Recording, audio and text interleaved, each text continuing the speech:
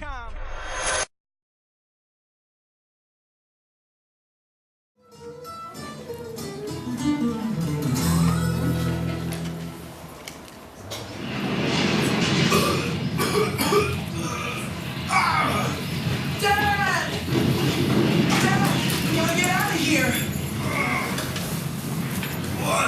You must protect the Jin statue. The statue must not fall into their hands. Dad, we can't! I just want to kill some time. You just want to kill time? Exactly. You see, composite humans get bored too. Very human, huh? You can't mean...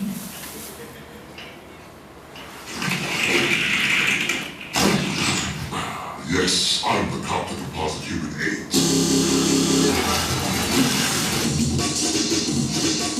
Look deep into my eyes.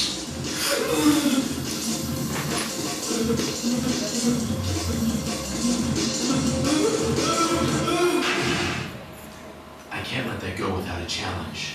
Huh? I'm sorry, but models and toys are different things. Models you have to assemble yourself. Okay, so they're kind of less than toys. That is incorrect. Look, because a model is something you have to go to the trouble of putting together piece by piece, it houses the spirit of the builder. In other words, the meaningfulness is completely different from that of a toy. Oh. So with this type of kit, the personality of the builder is realistically Hey, embodied. Tanaka, did you make that one? Yeah, that one's mine. Let me see. Yeah? Nothing. Let me see it. Sure, of course.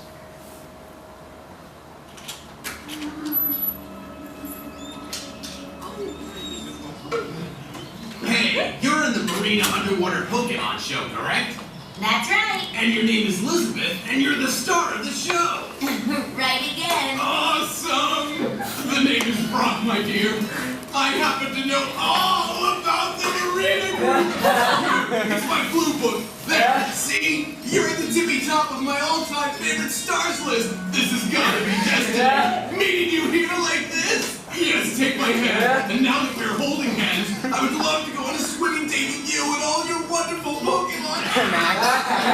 Here, I'd like to take you away. I am very sorry, but would you please go home now? What? But sir... I have an important matter to discuss with Harry. Please do not interfere. Understood? I eat rice! Yes, thank you. Did you really hold 10 minutes, Mr. Hattori? Excuse me, but is that video any good? Oh yeah, I haven't watched it yet, but it's supposed to be really great. Calculated morning exercise is good for your health. Oh, drinking milk is healthy. Drinking carrot juice is healthy. Even brushing your teeth is healthy. Oh, wow. Healthy, unhealthy, healthy, unhealthy, healthy. I just can't take it anymore. Cool shades, dude. So, where's the invention? Oh, what's your next invention? The suntan lotion? Greetings, fellow agents of the Universal Safety Squad. As you know, the Squad is a secret group that protects every being in the universe from danger and accidents. As two of our top agents on planet Earth, we have important mission instructions for you. As you know, seatbelts and booster seats are important to use when riding in a car. They keep you safe from possibly hurting yourself if you are in an accident. But they must be used, and used properly at all times.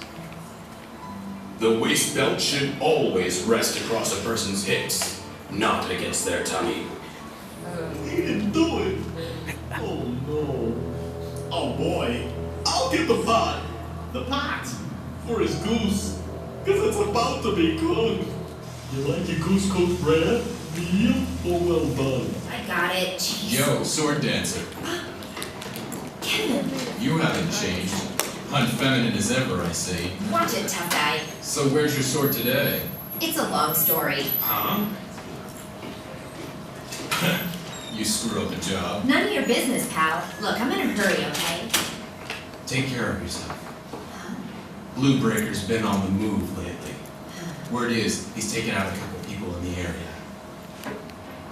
Well, not that you'd be one to die, even if you were to get killed. Later. You be careful too. Take that! Man, I'm wasted! Kevin? Go on, beat it, sword dancer. Thank you!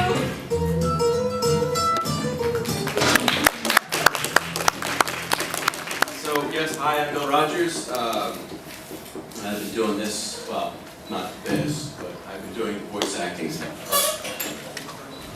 for about 12 years now, and it's been a lot of fun.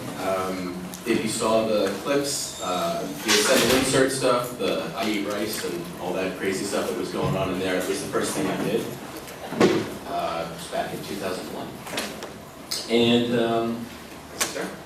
And since then, I've done a variety of different things, obviously Brock and KotoriCon, as well as 30 to 40 different creatures in the show, and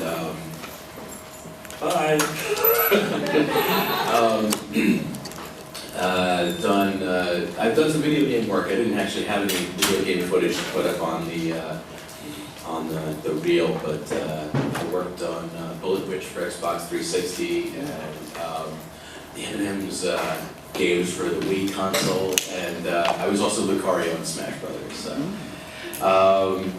that's kind of fun, and I've been doing, like I said, been working on it for a while. Do stage work and indie film work, but primarily voice work. And so I came by today to say hi and talk to the fans and field any questions that you might have. And yes, sir. Why is Brock's eyes always closed? Why are Brock's eyes always closed? Good question.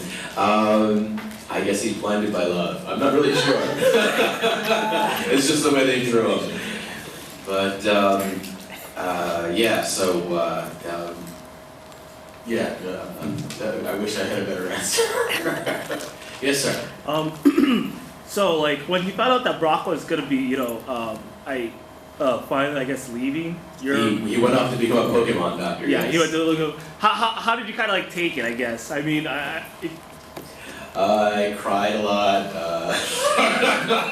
Sat in a tub and ate a whole gallon of ice cream. It was rough. I was sad to see him go. Brock has been a part of my life for many, many years, and I wish him the best as a Pokemon doctor. But I'm also a good number of creatures in the show, and actually in the Black and White series, I'm Stunfisk, and Hydreigon, and what do you call it? I am Timber Girder and Conkeldurr, and there's a couple others. But I'm a bunch of creatures in the new run, and then also Coughing came back a couple weeks ago to make an appearance, and Magnemite and a bunch of older creatures that I had voiced. So I'm still working on the show on a regular basis.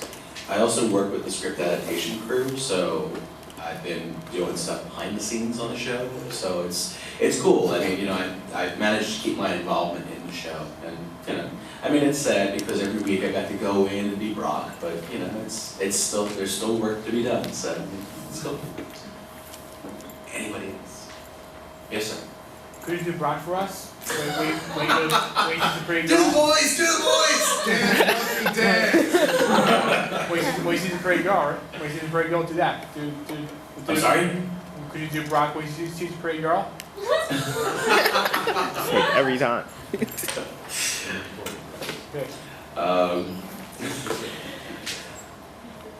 Nurse Joy, Officer Jenny, I can't decide! Alright, enough of that. But anyway. You get pulled away, and then so where exactly does it get pulled away to? Just out of the vicinity of the young lady, I'd assume. Yeah, it's there have been a variety of people pulling Brock away over the years. Yes, and KotoriCon being the most painful. Absolutely. Oh, yes, sir. you do the movies and the TV show, is there any difference when you're recording it? Like, do they make you stay later for movies, or they just kind of end up at the movie? No, actually, I'm just gonna take this off because I'm rattling. The movies and the TV shows are all recorded at the same studio, and it's all pretty much the same process. With voice acting, what happens is the show will come over from Japan, and then it will be adapted into English, and then we'll go in and we'll record one person at a time. So when I go in and I record my Brock stuff, Michelle might be coming into the studio next to record Jessie, but that'll be like the only time I get to see her. It's like, oh, hey, I'm going home. Hey, I'm coming in, you know. So, but we record one person at a time. And it's kind of interesting because it's kind of a solitary process, but we have the director to kind of lead us to where we need to go. The actors that come in later have the other actors' performances to work off of. So, when we get our start, a lot of the newer actors, they'll hold off and they'll bring them in towards the end so they have other stuff to work off of. But as you do it for a while, you kind of get to be, you know, a pro at it, and you can record off of nothing and just be able to, you know, give a performance. Because that's the thing with voice acting. It's the thing I always tell people is that voice acting is two words: voice and acting. Like you need to have a good voice for it, but it's also an acting element that's involved in there.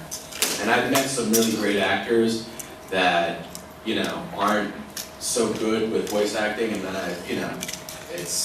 and then I've met people with like really great voices. Some people will do radio or things like that, but they don't have the acting background to be able to pull off the thing. So it's an interesting duality. Two great tastes that taste great together, as they would say. Yes, Greg.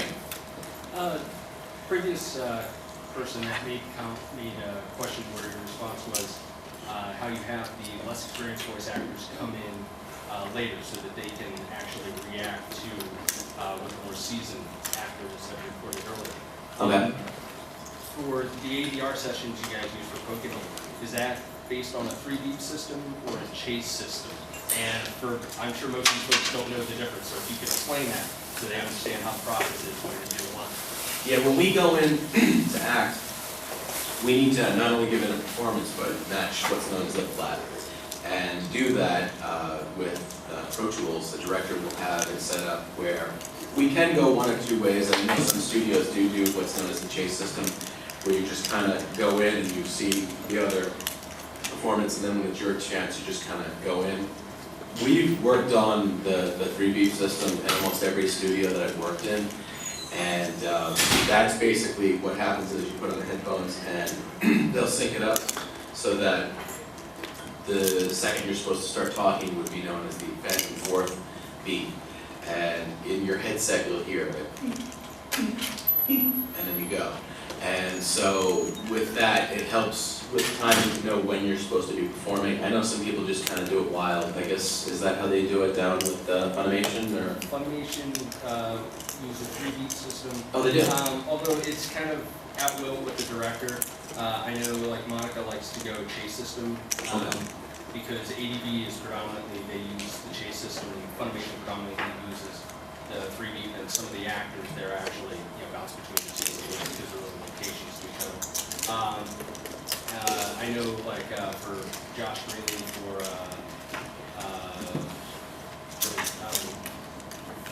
one of his latest roles, there was a day where he just wasn't having it. And voice acting, you have your good days and your bad days.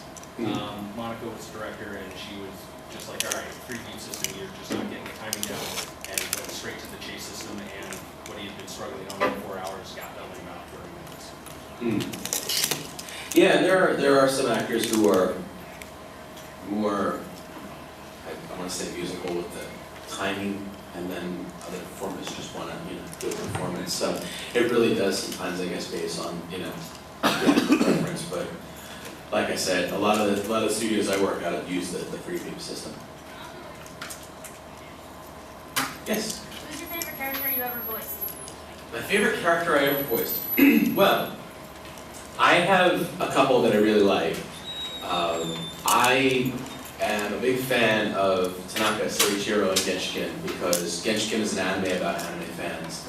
And The humor is a little salty for some of the younger kids, but it's about a college anime club, and it's funny because when I was in college, I was an anime fan, so I had a lot of the people in that cast I can look at and be like, yeah, I knew that guy and that guy and that guy. So Tanaka really held like a special place for me, but I also really like Toma Seguchi and Gravitation, because that was one of the more dramatic pieces that I worked on, and it's got a really great story, and I really love that show. So I was really glad to be a part of that. And but of course, you know, I mean, Brock. But I mean, Brock has been, you know, a major part of my career, but also being able to, for years, basically go in every week and be that character. It was the longest running role I've ever had, and probably the longest running role I'll ever have. So yeah, Brock was very special. Yes, sir. Is there anything you can tell us about the next one? It's funny, I was thinking, I was going to say something at the beginning of the panel. We have to talk about the 800-pound gorilla in the room. And his name is Hapestract, and he's got like, you know, the Picasso eyes. Somebody blogging right now going, cool, the new Pokemon is Hapestract. No. Okay. It's just making a joke.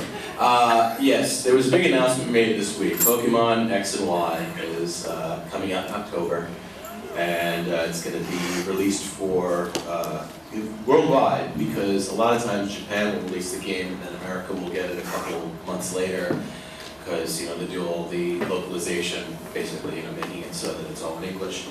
This time around, they're doing it as it's going to be out in France and Japan and Spain and America, everywhere. It's going to be out in October, so that when you guys go sync up to the global network, you can go up against Pokemon trainers that are of the same level that you guys are, because you're all starting your journey on the same day. And that's all good and fine, but what I do have to say about that is, I didn't know about it till the 8th as well. When I guess it was Tuesday, I went online and I saw a thing on IGN that said, there's a new Pokemon game coming out. And I went, oh my god, there's a new Pokemon game coming out. And I texted Michelle and I said, there's a new Pokemon game coming out. And she said, oh my god, there's a new Pokemon game coming out. And then I texted a couple of the people in the studio, I'm like, there's a new Pokemon game coming out. And they were like, there's a new Pokemon game coming out. And then I texted Toshi Fumiyoshida over at Pokemon USA. He's like, yeah, of course I know about it. I work at the company. He's like, we couldn't tell you anything, Bill, because we know you got a big mouth. So yeah, a lot of times I find out when the rest of the world does. And the thing is with the games, especially with the DS games, like I forgot to mention I was in the Pokepark games. But with the Pokepark games, when you walk over and you meet Krogan, you hear Krogan, so you know he's there. So, but when you play the DS game, you just hear, and it's like, okay, that's Krogan. So we don't dub the DS game, so we don't know about. I mean, yeah, I might have known about Pokepark before it came out, because we had to work on it. But beyond that, yeah, with the DS games, we're like the last to know what's going on. It just kind of happens, and then we're like, cool. Yes? With the simultaneous release of X and Y, is the dub going to have to catch up at all? Which region was broken? Oh man, I hope not, because we're gonna be like working like crazy.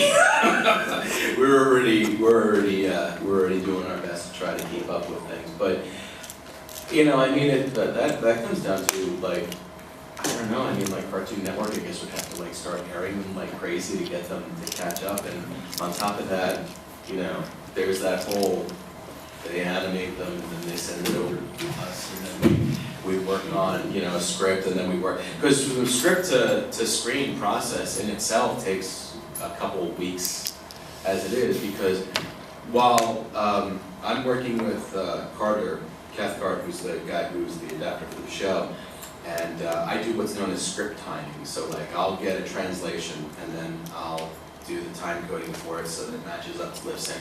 Time coding is basically, if you ever watch like movie outtakes and you see that number that runs along the top of the screen, that's known as a time code. And what a coder will do is they'll go in and like when Ash opens his mouth, I have to put in the exact time that occurs, and then to when he's done, so that they can take the translated line, look at how much time they have, adapt it so that it'll match flat, and then on top of that, those codes are a guide for when it goes into the studio so that Tom, who records the show, can type in that number in Pro Tools to be exactly where it needs to be for when the line starts up. And then put in the 3 beeps, right, Greg? There you go.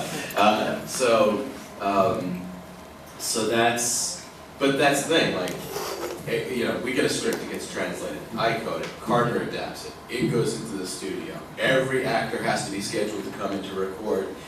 Then they have to mix it. Then it has to go through a process where some of the music has to be changed. And then they have to make sure that everything's ready and everything's in one complete package, and then they ship it out to Cartoon Network. And then Cartoon Network always likes to plan things, you know, like, well, we have this now and we're going to air this 3 months from now. So even though they may not air like an episode till March, they need it now. So that's the thing, is that we're always constantly in that process. So if they were to turn around and be like, hey, we're going to air 5 days a week, I think everybody'd have a heart attack. So. But yeah, so I don't know. I don't know how it's going to work. It'll be interesting to see how the next couple months play out.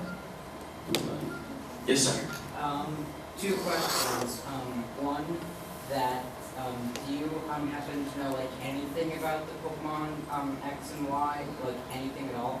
Nope. I know that there's 3 new starters, and one of them's a frog, and I'm really excited about that, but other than that, no, I don't. And that's the thing too, like right now where the show is, we're not even following it, you know, none of that storyline stuff has come up, so it's, you know, it'll hit us when it hits us, I guess. And my second question is basically that follows basically you said show that are you working on like the X and Y series at all, or is it...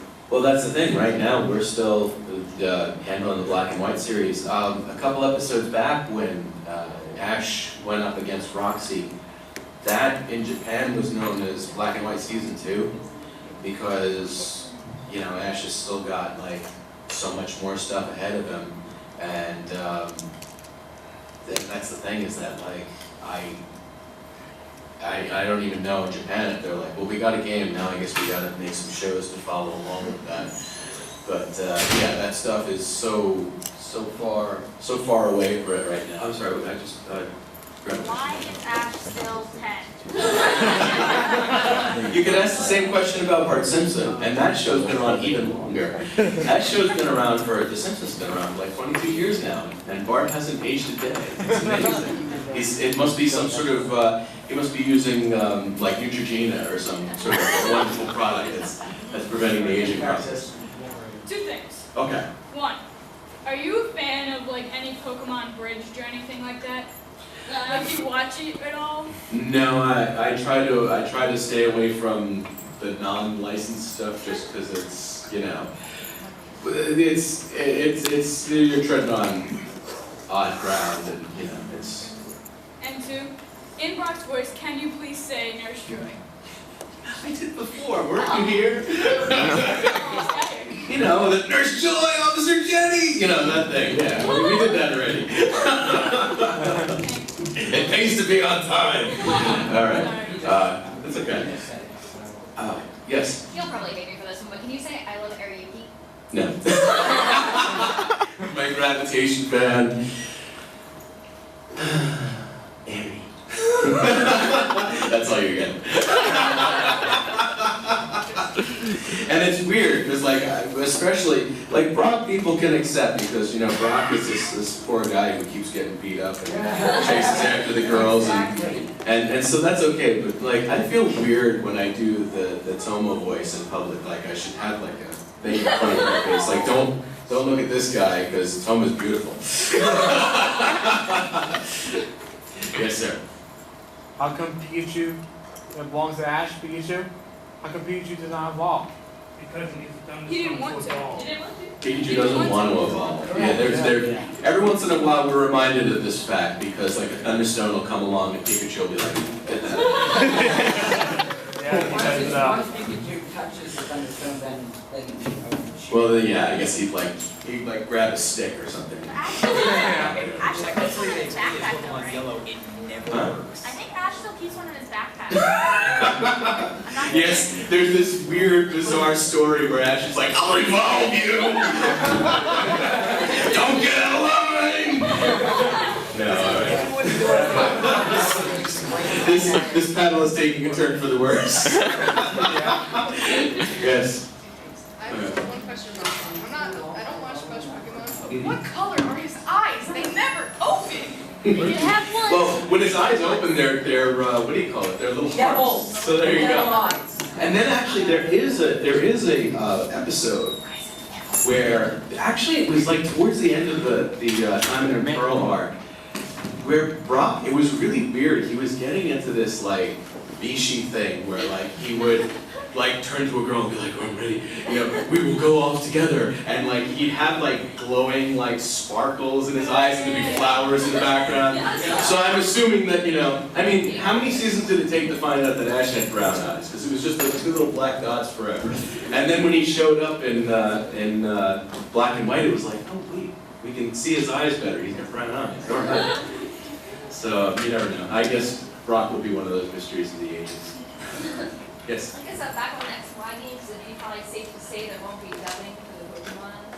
Well, that's the thing, with the DS games, yeah, unfortunately, there's no, we don't dub them, and that would have been great, because there's a lot of, pardon me, there's a lot of games that have been released, and even when like they did like Pokemon Conquest and the Mystery Dungeons and the Rangers, all those games, since there's no speech in them, there's no dubbing process involved. Yeah, I wasn't sure if it's still the 3DS now, so maybe there's more capability. Which is interesting.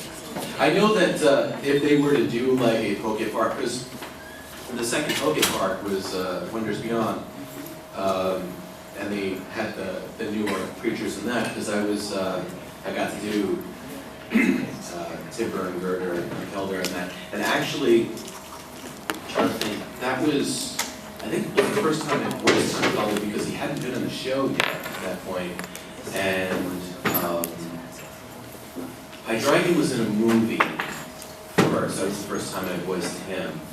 But that's the thing, sometimes it's like, well, eventually Timber and Girder are going to evolve and you're going to be Conkelders, so let's just get it out of the way, and we did it then. But with, I mean, if they were to do, I mean, that's the clever little thing is the Wonders Beyond is W and B is black and white. It's just like in the Japanese, it's Best Wishes is black and white. So I guess, I don't know, Xylophone Yeti or something. But yeah, so if they make Poke Park Xylophone Yeti, then and everybody's like Xylophone Yeti. Okay, I gotta get this on IGN as quickly as possible. But so if they were to do that, then they would be able to do the slow of them, and before they would be dubbed. But that was the other thing. Poke Park, by the time it came out, we were already a season or two into black and white, so it was a lot of those creatures had already been established. So when I went in, I think it was, I want to say Conkeldurr was the only one that was a voice I hadn't done at that point. So, yes. Why does Pikachu keep losing to Pokemon that are weaker than him? When he should be like level 100 by this time? He's all about fair play, you know. He pulls his punches, you know.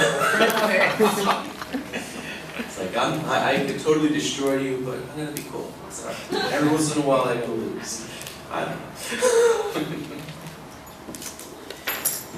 Yes. This may have already been asked, but what is your favorite Pokemon from each region? Ooh, that is a good question, and it hasn't been asked.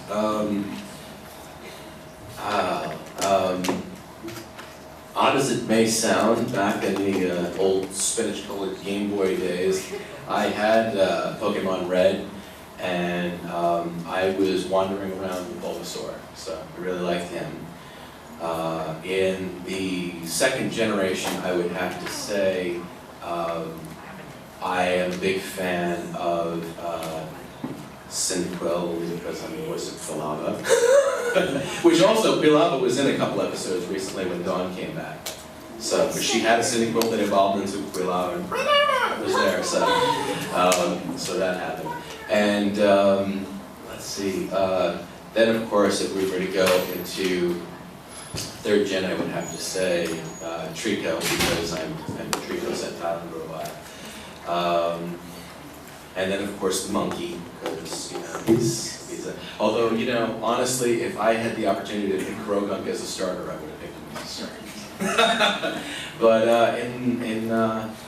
in black and white, I really like Oshawott, and he was my starter when I'm playing through it right now, and but I don't know. I think that might have been part of the fact that Lisa Ortiz is the voice of Oshawott.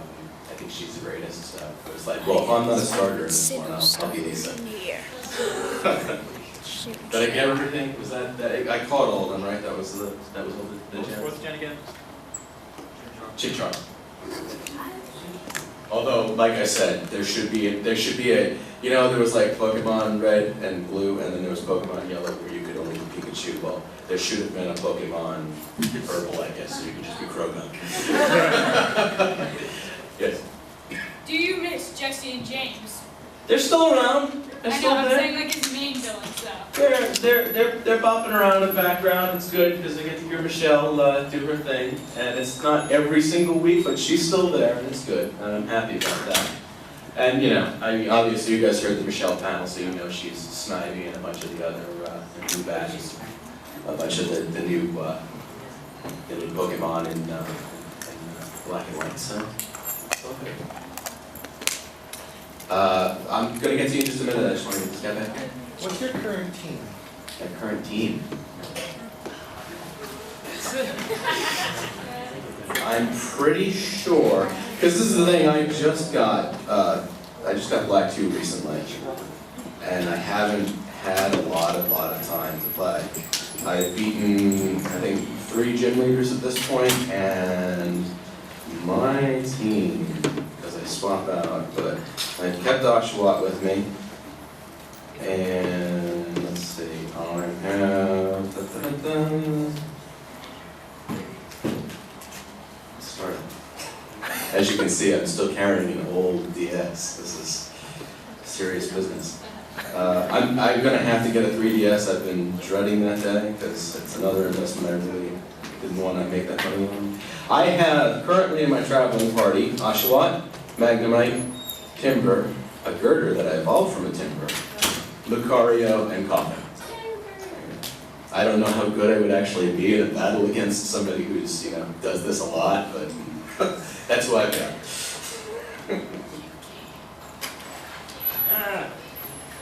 Thanks. So yes, I hope that answers the all-important burning question. Who's the traveling party? Do you do HM slaves? I'm sorry? Do you do HM slaves? The whole teaching Pokemon new moves thing, it just kind of goes beyond me. Pokemon that learns all the moves so your other Pokemon can have. Yeah.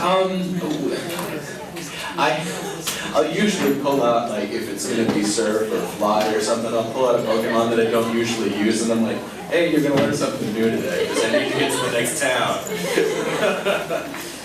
So there's a couple sad, ejected Pokemon sitting in the deck somewhere going, Bill never uses us. He just wants me when he wants to fly to another town. Yes, sir. As like you said, that you don't really see is people doing the voices, it's only like but you know who does the voices for few legendary Pokemon like Dialga and Zekrom? A lot of times, if it's just like a roar noise, they'll just take that from the original Japanese. Like, Pikachu is Pikachu around the world. And that's because Ikue Otani is the voice of Pikachu, and Pikachu's name is Pikachu everywhere. When Chimchar came over, he was Hikozaru in the Japanese, so then I dubbed him Chimchar because it was a name change, and obviously if he was saying Hikozaru, people would be like, why is Chimchar saying that?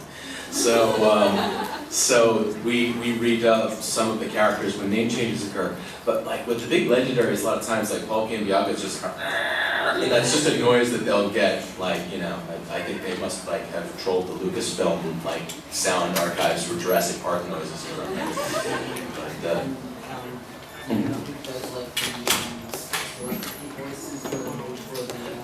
that's when an actor will come in, and honestly, I know that when we did the black and white movies, that Restaurant and Zekrom had the telepathy voices, and for the life of me, I apologize, I don't know which actors did those voices. It wasn't me, sorry. But I think we're gonna, there's another panel coming in here, right? Because I don't want to like sit on somebody else's time. Are they here, whoever's supposed to be here? It's the Anime Quiz Show. The Anime Quiz Show people here? You're the Anime Quiz Show people? All right. I'm just, Greg, quick. Okay. The 6th generation starter, what would you pick? I'm gonna take the frog, man. I don't know who's gonna voice what, but it's a frog. If it's a frog or a monkey, there's a chance that I'm gonna go after it. All right. Thanks, guys.